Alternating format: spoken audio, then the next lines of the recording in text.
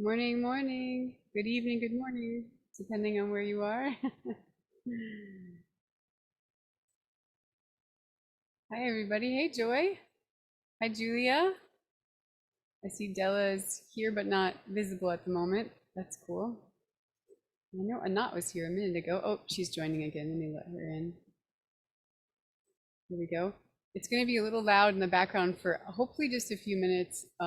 We're at the very tail end of a rainstorm. And so I looked on the map and saw that it was going to end shortly. So I thought it would be fun to try to make it outside. Anyway, it might be a little, it might be a little rainy for a little bit though. Hi, Tracy. Good to see you. I see Kathy's here and Cindy. Hi, hi.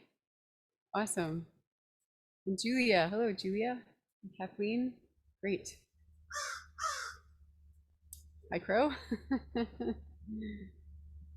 haven't seen my tent up in a while. Oh, I see what's happening. Give me 1 second. The water's leaking through.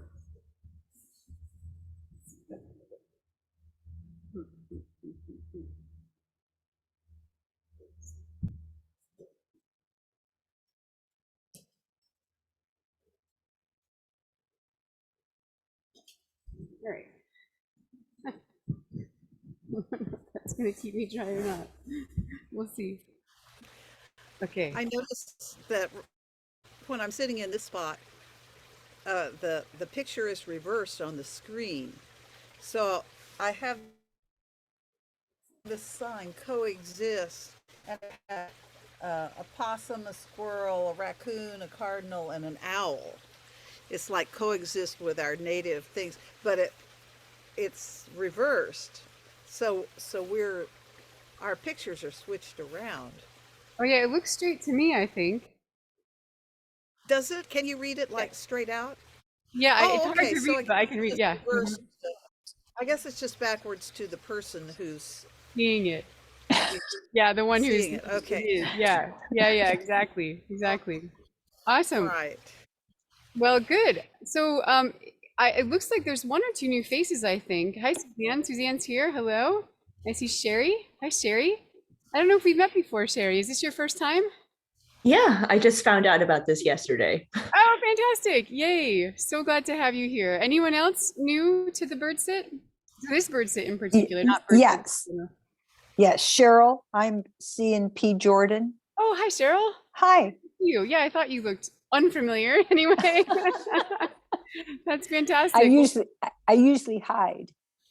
Usually hide. Oh, I'm glad you didn't. I'm so glad you. I love it. It really means a lot to me when I can see people's faces and know who I'm talking to. Although we're not gonna be focused on the video in just a moment. So because we have a couple new folks here today, I'll just give just a brief intro to what we do. And the old school folks, you know the drill. So just start getting comfy. But my name is Kristi, and I run Bird Mentor, which is a place where I teach people how to learn about birds and how to connect more deeply. And what we do at the Bird Sits is mostly help ourselves to learn how to more deeply connect and to expand our senses. And so I'll be running us through some exercises to do that. And mostly we'll be in silence. So all of our microphones will be off. Actually, if anyone's on, I'm probably gonna mute folks right now. So either mute yourself or I'll go ahead and mute you. And yeah, so we'll just we'll be in silence most of the time. And then at the end, there'll be some time for us to talk about what happened and anything that might have come up. So I will make space for that to occur. And just wanted to offer gratitude right now today for the beautiful rain that we're receiving here in New England, for this early fall rain and all the color that exists. And if anyone wants to just in their own way, just take a moment to offer gratitude to whatever it is in your space. You can just do it by yourself. You don't have to announce it to anyone, but just take a moment. We'll begin that way today by offering gratitude for something in your space or someone that you're feeling grateful for right now or particularly inspired by. And so as a way to begin, I always encourage folks, if you want to, go ahead and find a place outside, or you're welcome to be inside. It's completely fine. If you're going to be inside, I encourage you to find a window that you can at least look out of, if not crack a little bit, so you can hear what's going on out there. And like I said, I'll be turning off my microphone when we go into silence, so you don't have to hear my background noises. And so yeah, find a comfortable place to sit, somewhere you can feel safe and cozy, wherever that may be. I know occasionally one of our ladies even takes us on a kayak ride with her sometimes. So sometimes we're in a kayak and sometimes we're in people's living rooms or bedrooms or wherever it may be. So go ahead and get settled. And then once you find yourself feeling comfortable, and if you do need to move around, I will ask, that's the only time I ask that you turn your video off, is if you need to move around, so it's not a lot of distracting motion in the background. But other than that, we'll just keep our videos on, thank you, or off if you need to, if you're not in a position where you can have your video on right now. And so go ahead and just notice your breath in this moment.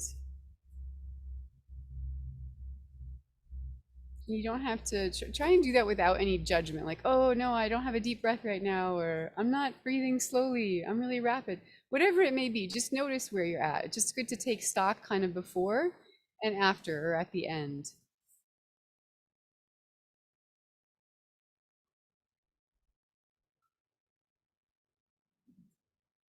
And then once you've done that, go ahead and feel your feet on the ground below you.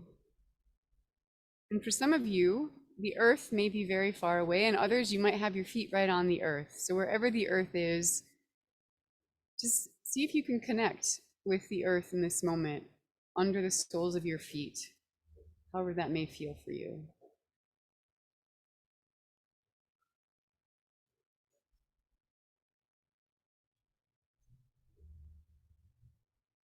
Fantastic. And so now go ahead and let yourself settle in to a nice deep rhythm of your breath, with your soles connected to the earth. And find a place off in the distance to look at, just one point to focus on. Something as far away as you can possibly see. Again, if you're inside and you don't have windows to look out of, whatever it may be across the room, just something that's far away from you, or as far away as possible. And as you're focusing on that one point, begin to allow your vision on your periphery just to soften. So you're slowly and gently going to be taking in more and more and more, while you're still allowing yourself to look forward and straight at that point you were looking at before.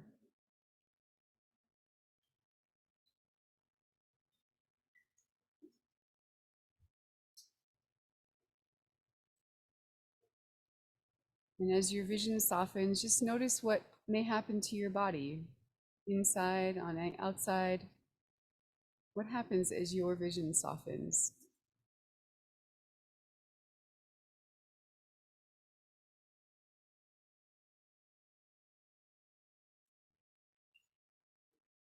And now with your breath and your heart rate that may be slowing a little bit, and your soft vision, go ahead and expand your sense of hearing. First, begin with the sounds that are closest to you, whether they're loud or whether they're really soft, like even your heartbeat. Start really close to yourself, and then slowly, slowly, slowly expand out to as far as you can possibly hear.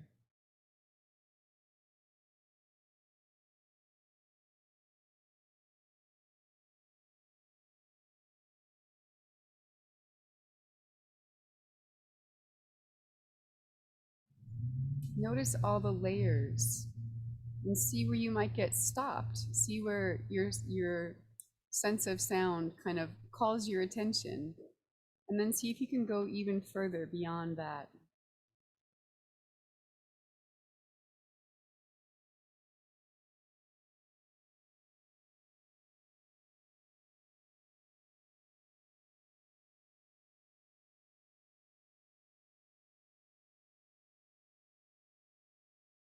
So just allowing everything to come into your experience in this moment that you can. We're going to go on a little journey today. I was inspired by something that happened with myself in the forest yesterday when I was out on a run. And I'll tell you the story at the end. But for now, I'm going to take us on some adventures while we're sitting here. So, the first thing I'm going to ask you to do is to imagine, and as you know with me, there's always a reason behind all this. So, if you want to play along, that's great. And also, if your attention gets drawn to a bird or something you want to look at, feel free to use your binoculars, whatever it may be. Follow whatever inspiration you're inspired to follow. But for those who want to play along, keep your vision in soften vision and expand your hearing out as far as you can. And as you're doing that, I want you to imagine that your neighbor just called you and they wanted to call to warn you because they just saw a mountain lion. A mountain lion just came up on their deck and was looking pretty darn hungry. And they saw it walking toward your home. And now I want you to look and to be in your environment with this knowledge. You know there's a mountain lion out there. So how are you going to be right now? And let's just stay like that for a few moments. We'll stay in silence. I just want you to be with that experience for a little bit.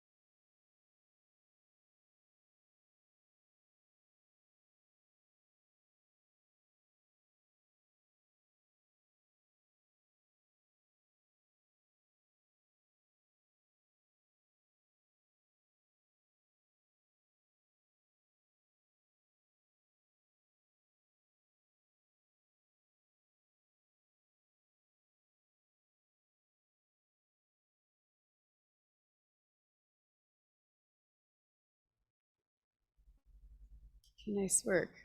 Just see, become aware of what it is you're paying attention to. Is it the sounds? Are you looking in a different way? Maybe nothing's changed for you. So we're going to shift the story a little bit. Now I want you to imagine that you're home where you are, and you have to stay there. You have to stay right where you are because you have either one of your grandchildren or your own children or someone else's child that you're watching, and they're taking a nap right now. But you just heard from the same neighbor that called you earlier. You just heard that there's a missing child. Someone's gone, the little one's gone missing, and they need everybody's help to look for them. And so I want you to notice how you might look, how you might be aware in this moment with that awareness. And so we'll stay like this for a little while.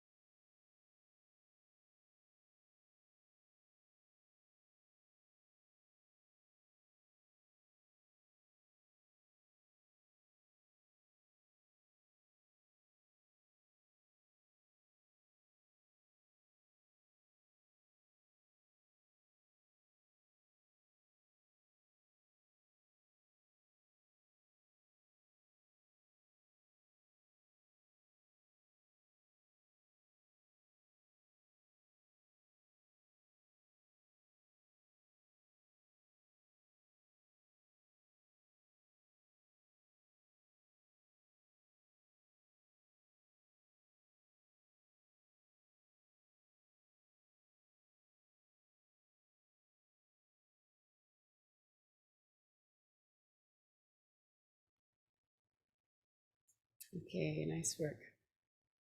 So now our story is going to shift just a little bit more. Your neighbor just called you, and they said that their most favorite dog, their new dog, they just got them, just broke free from their yard and was romping around, and it looked like it started running toward your neck of the woods, but they're not really sure because it was just so excited to get out, and they're concerned about it, and they want you to keep an eye out for it.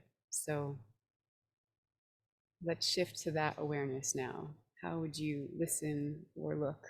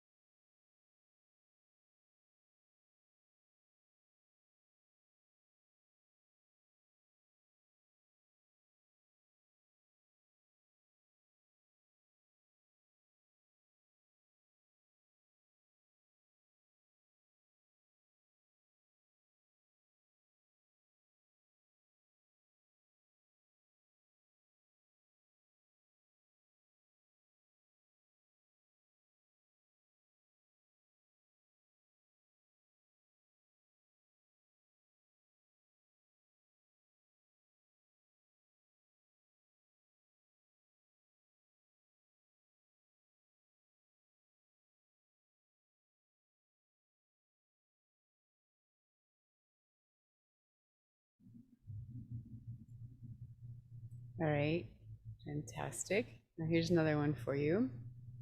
Same neighbor just called. Now this neighbor of yours is a really excellent birder. They're like a pro. They're so good. And they just called and they said, guess what? There is a really rare species that just was in my yard hanging out. You've got to see it, but I think it just flew toward your yard. I don't know where it is anymore, but it's somewhere in your yard. So notice how you would look or pay attention with that knowledge.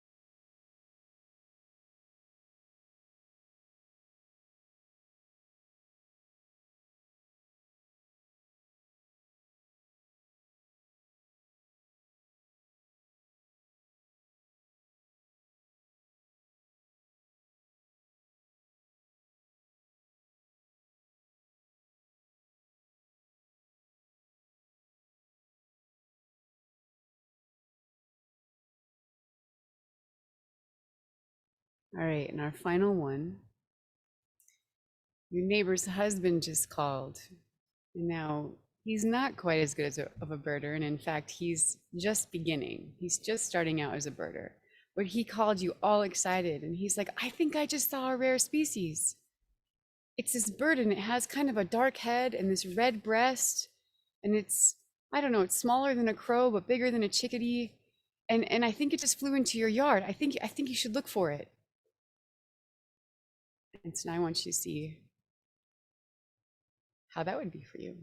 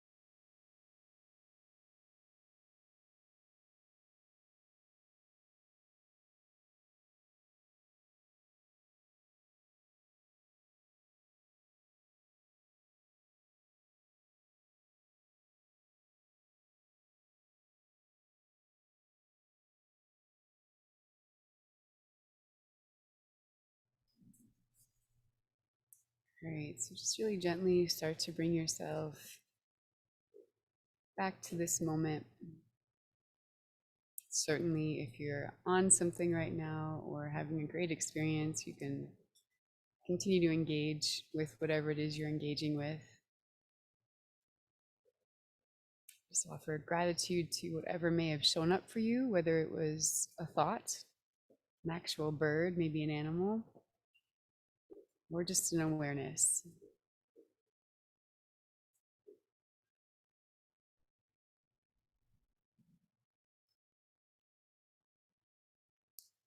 And so the reason I led us through this, the beginning I know may have been a little intense, and I wanted to end us on a more playful note maybe,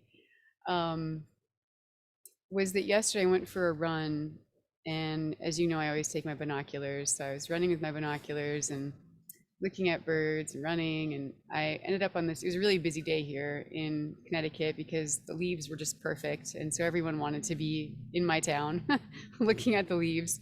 So I did whatever I could to try to get away from the crowds, and I found this little trail off in the woods, and there no one was on it, which was fantastic. And I just was wandering and enjoying my time, and I started to come back out, and I saw some people on horseback on a different trail. The trails would eventually intersect, but I was far enough down where I didn't think they'd see me.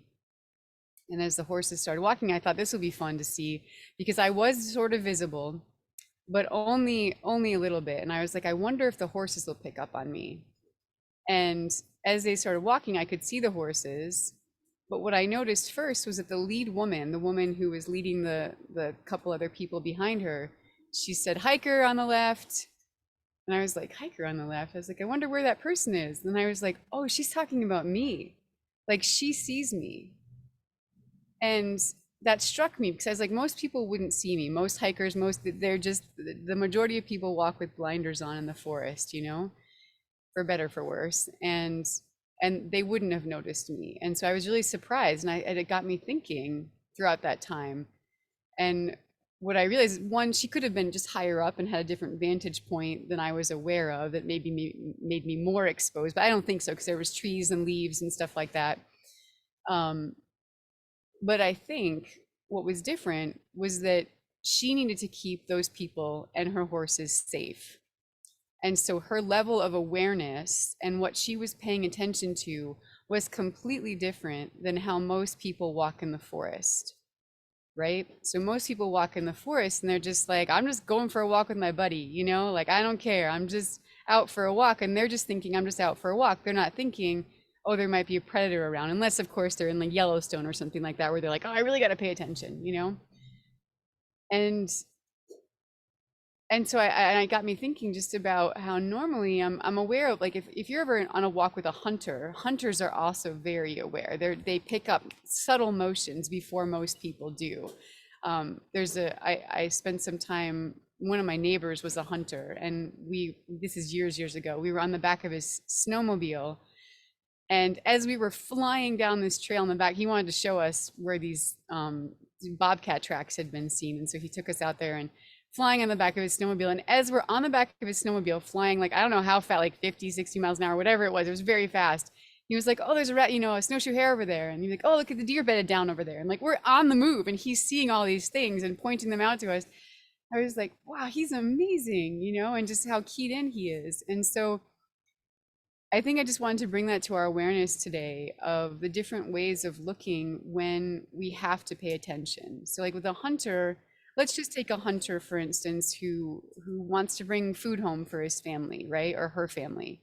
You know, they go out and they need to be aware, they need to pay attention. Or the person leading a trail, a horse, you know, a horse ride. Like they need to keep their people safe. So they are in charge of paying attention. Whereas the two other people behind her were completely clueless. They're just like, what? Where? You know, like, where's the person? They really didn't know. They didn't see me. And so I bring that to you today to, yeah, I'm curious of what happened for you when you were listening with the different awarenesses and what you noticed.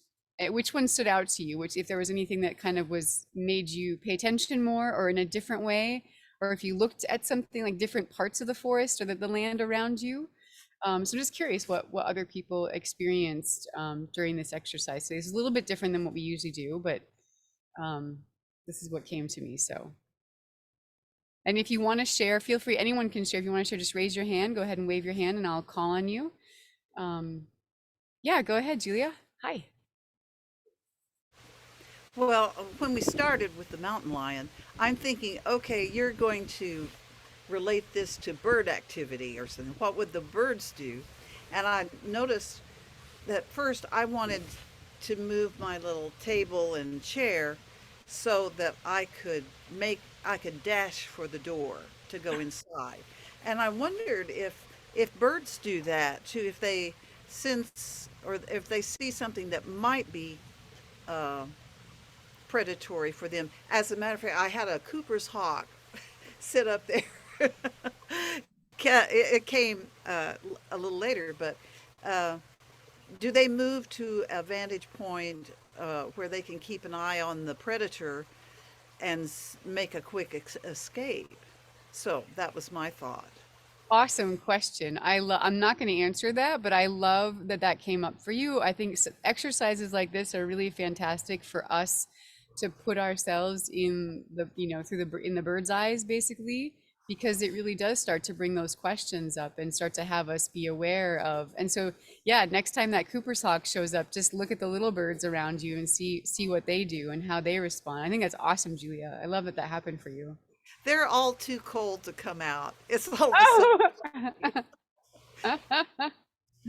That's awesome. All right, cool. Well, thank you for sharing, Julia. That's rad. Yeah, Claudia, go ahead. Unmute. There we go. Okay. Yeah, I just became aware for the cougar, and I've had all of those happen to me except for the mountain lion. But for the mountain lion, I found myself looking around my yard thinking, where could it enter? And I was wondering, how high can they jump? Like, can they jump over a fence? And so I had all these different things in my mind. I was thinking, actually, I would run into the house and make sure all the doors were locked. And, if I'd had a dog, I would make sure it was in. Any children, I'd make sure they were safe. But yeah, all the other things have happened. Wow, wow.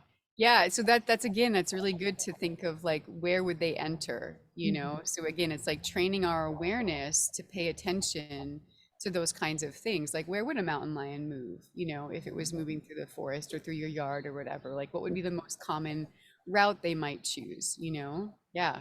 Awesome, Claudia. Good questions. Yeah, I saw Suzanne's hand go up first. Go ahead, Suzanne, and then Jacqueline.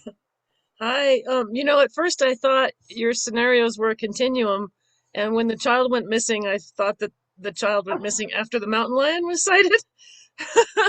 So I started thinking, how am I gonna, what would a mountain lion do with the child? Anyway, took me a little bit to refocus on just the kid, but so that was a horrific scenario, thinking the mountain lion was caching a child somewhere in my neighborhood. Um, but we do have neighbors that catch mountain lions on their cameras and put out the alert to all of us that there's one in the area. Um, what was I going to say? Oh, I just got back last night from backpacking by myself in Escalante Canyon in southern Utah.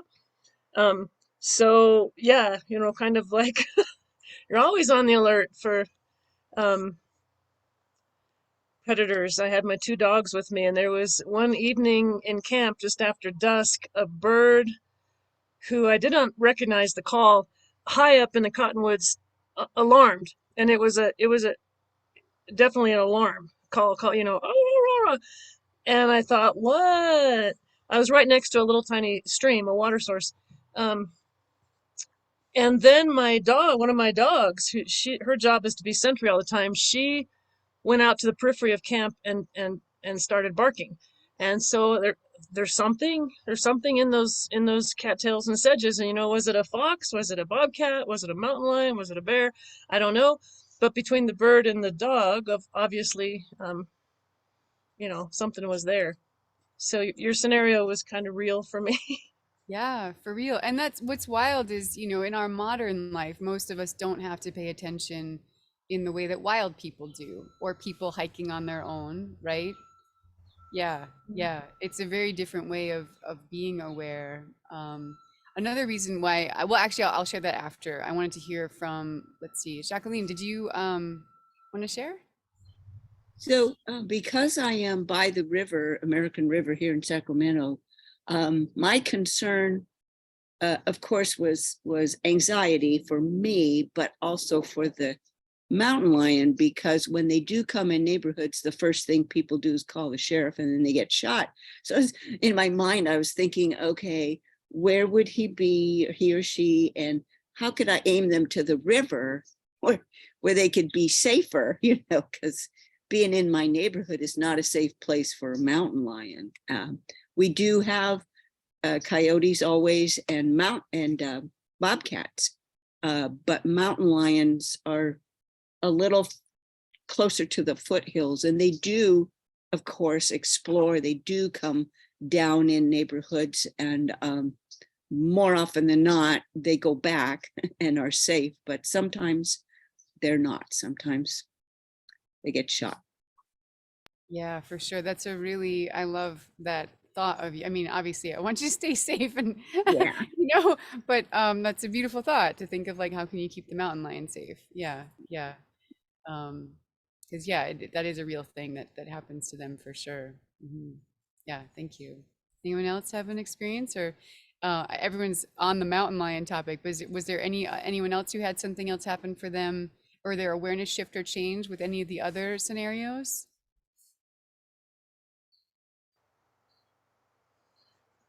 Did you? Yeah, go ahead, Sandy. Well, I also had the mountain lion when you talked about you were taking care of a little child. We were.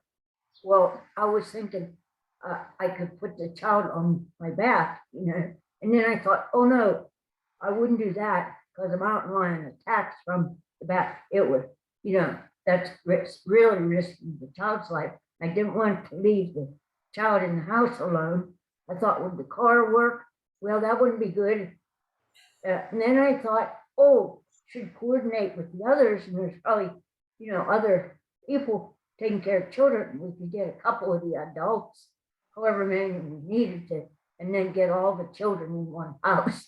And then the adults can go out to look for what they were supposed to be doing in that particular. But that would be taken, make sure that the child's safe.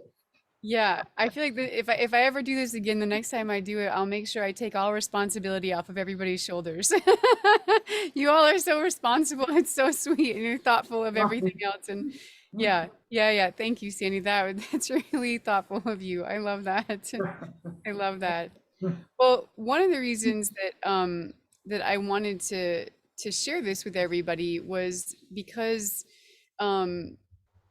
it's something that I'm starting to teach more and more with folks, and that is that, even when I see people on my bird walks, they sort of wait for me to show them where the birds are. They wait for me to point out where the birds are rather than taking an active role. And what I'm starting to call it is like the assistant guide. So imagine that you were my assistant guide, right? Rather than like, I'll take the pressure off where you don't have to be the full guide, because people are like, oh God, that's terrifying, So don't worry, you don't have to be the guide, you can be the assistant guide. But how would you look at birds or look for birds, if you had the mindset of an assistant guide rather than just the tourist, the person who's just along for the ride, right? And so it's a different kind of a thing where that woman who is the guide of, the horse guide, she had a totally different way of looking in the forest than the people who were just along for the ride, and yeah, so I think, and people always ask me like, how do you see so much? And I think it's just because I'm paying attention, like I'm looking with the guide mentality, it's like, I want to see, I want to know. And I don't rely on, I do my best to not rely on other people or Mr. Merlin to tell me who's out there, right? Like I take it upon myself to look and to listen, deeply. And I think the more the stories I'm hearing from some of you about your own experiences, the deeper you all go with these things, or like Suzanne spending the time alone in the forest, like that's where like the pressure's on there, right? That the stakes are higher. And I think it's always good to put ourselves, whether we just do it sort of as like a play kind of thing like this today, like what if the stakes were higher? What if there was a mountain lion in your yard? Like how would you listen? What would you start paying attention to? And some of you don't have to do that. You don't have to play, because like Suzanne and Jacqueline, like there actually are mountain lions in your backyard. Um and so we do listen differently, and it doesn't always have to be that intense, of course. They're just, the charismatic megafauna just do a really good job of forcing us to pay attention. They grab our attention in ways that other things don't. But yeah, I just wanted to kind of put that out there for folks, and hopefully inspire you to take on that role a little bit more, where you can be the assistant guide. Yeah, Suzanne, I see your hand coming Hi, up. I'm sorry. Am I unmuted? I can't see my screen. You are Um, unmuted. Yep, I can hear you. that's, I am. Now you're not. I could hear you Okay. before. Yep, All you're right, good. now, okay, sorry. I just wanted to say a couple things about vision. I'm a retired physical therapist, and we dealt with a lot of different visual impairments. So there's a couple types of vision um, that are interesting to be aware of. One is figure ground, the ability to see something, see a figure against a background that doesn't fit with the rest of the background, and that's a part of your brain that you can train. So if there's a mountain lion face sticking out through the willows and alders, it's not going to fit with the shape of the leaves and the shadows of the stems, and your brain can learn to pick that out. And another type of vision is saccadic vision, where you can sense movement. Um, and you can sense movement of a different speed than other movement behind it, maybe. So maybe the leaves are blowing, but there's a linear movement in the leaves, behind the leaves, and your brain can pick out that linear movement behind the moving leaves, and that might be an animal moving back there. And I think that might help with birds against moving leaves also. Um, and I just had one other thought. I'm sorry, I was alone for 5 days, so I just want to talk. As I was looking for the mountain lion in the neighborhood, I was watching the dew, the frost was melting in the alders and willows next to the river, and so the trees were just streaming down water. And I thought, if there's a mountain lion on the ground moving through those trees, it's going to shake those river trees, small willows and alders, and then those droplets are going to fall faster. So I was kind of looking for movement on the ground by what was happening with the water in the bushes. Right on. That's That's enough. I'll shut I up now. No, I love that, Suzanne. Thank you for those different perspectives. And I can, like, when you were speaking, I was like, oh, yeah, I can see how different times that's exactly what happens to me. Like, if I see an owl up in a tree, it's that first one you described, seeing the shape, like, it stands out as something like not quite right. Or it is right, of course, in that, but it's just different than what I might expect versus the other um, kind of motion. And that's really helpful to think about those. And I think it's great that your mind did that. Again, like all these exercises that we do and these explorations that we take on are to help us. If you just simply want to become a better birder, these will definitely help you become a better birder. If you're interested in learning more about bird language and getting more tapped into bird language, which is some of the things that Suzanne was talking about with the alarms and whatnot, these will absolutely help you become better at um, perceiving and interpreting the bird language out there, because it's not just the language of the birds, right? It's like what Suzanne was saying, it's the language of the forest. It's how the water falls off the leaves. That's a language. That's the forest talking to us. It's telling us something is happening over there. So right on. I love that. Anyone else have any thoughts come up because of this exercise today, or experiences? Yeah, go ahead, Claudia. I was thinking about the two different calls about birds. And, of course, my reaction for the expert birder was, oh yeah, I'm going to go see that. I'm going to find that. And for the husband who didn't know much, I was a little skeptical. But I was just thinking about how sometimes we are, for one thing, sometimes we don't listen to the other people who may actually have spotted something great. So like the time I was out with my daughter and her family, and the 4-year-old was the one who spotted the owls in the tree. The rest of us didn't see it. She was 4. Of course, she's used to going out with her dad, who's always pointing out birds, but she was the one who spotted it. And for the neighbor who was the expert, I had that happen the other day. She said, oh, there's a pour well in this other yard close by. It's because they called me and they wanted me to come and tell them what it was. And normally I would be really excited, but I had a pour well in my yard not too long before that. So I wasn't as excited. But I don't know. Sometimes I think we get too blasé about birds that we've already seen or birds that are common because they're just all fascinating. And I just even think about, I can sit here and watch the finches or the starlings, and they're just, if I sit down and watch them, they're just wonderful. And I probably should have gone over to see that poor Will. I had other stuff going on, but I probably should have gone over to see it because they really are cool. Yeah, it's one of those things I think about, a really great example of this is John Muir Laws, who's the artist some of you may know. And he's just such a great example, or Julie Zickafoos, all those folks are just wonderful because it's like every moment is a brand new moment. Every moment has something wonderful, like full of wonder for them, and often in the mundane, and I think that you hit the nail on the head. That's exactly why I did that comparison, because oftentimes we will pay attention. We'll be like, oh, there's a rare bird, I really have to look, I want to get, versus like, oh, it might be a robin, like, no, maybe I won't pay as much attention, and like, what if we did pay attention to everything in that way, of that everything has that potential to fill us with wonder, or be full of wonder. And yeah, it's just a question. It's not a right or wrong, it's just a pondering for you all. So yeah, awesome, Claudia, thanks for that. Anyone else? Sherry or Cheryl, I know you two are new folks here. Either of you have anything you wanted to share this morning? I was just enjoying my local birds, like the California toad.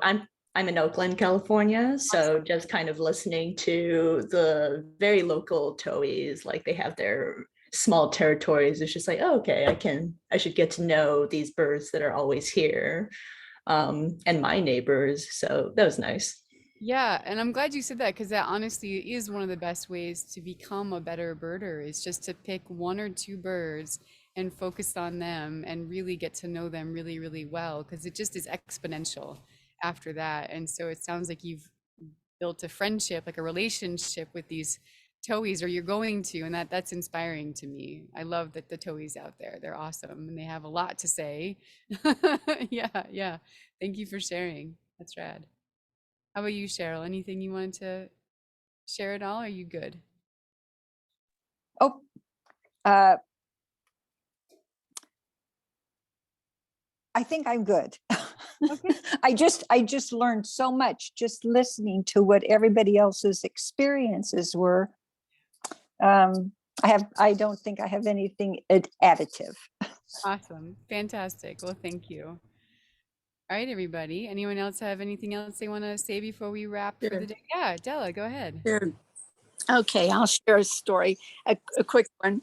I lived for many years in Colorado and at the base of Pikes Peak, and our house backed up against a wooded area. And for us, we would see bears frequently. But the first time that I saw a bear there, I had, this is about perception. This is about, somebody not paying attention. Anyway, I came home from work and I got some food and I went out on the deck to eat. I'm sitting there eating whatever, and I hear water suddenly spurting or running, and I think, oh, that darn sprinkler system, And I'm looking around to see if there's a sprinkler that has sprung a leak or something. And I look around, and there's water coming out of the tree, a pine tree, a large ponderosa pine. So I look at the water and then I follow it up the tree. And the bear up there. And if he hadn't had to take a pee, I would have never known he was there. Whoa. But you heard the water, quote unquote, and that's what got you to pay attention to that. Whoa, Della, that's awesome. Needless to say, I picked up everything and went inside. But Yeah. they saw bears there. So Yeah, they're another great one just to see how the birds react to them. And yeah, yeah, that's, well, obviously that happened too long enough ago where I won't ask you any bird details, but no, yeah. And yeah.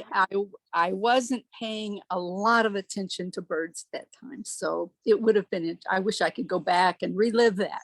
Yeah, and just see if the birds like were Yeah. saying anything. Yeah. Yeah. That's wild. Thanks. Any other stories?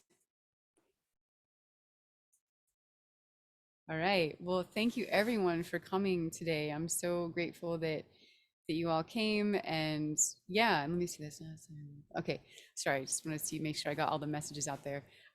Yeah, thank you everyone for coming. And Molly will be on next week. So you can come and join Molly this coming Monday for our next bird sit. And everyone's always welcome. So if you have friends that are interested, you're more than welcome to invite them to come and participate. They can just sign up on the website. That way they'll get the messages and the reminders and stuff. And but I'm so glad for the new folks, and I'm so glad for the folks who've been coming. It's really good to see everyone's faces and to hear your stories.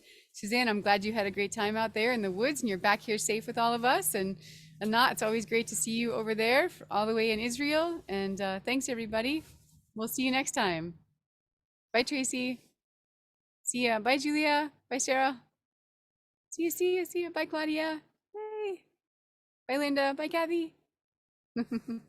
Bye.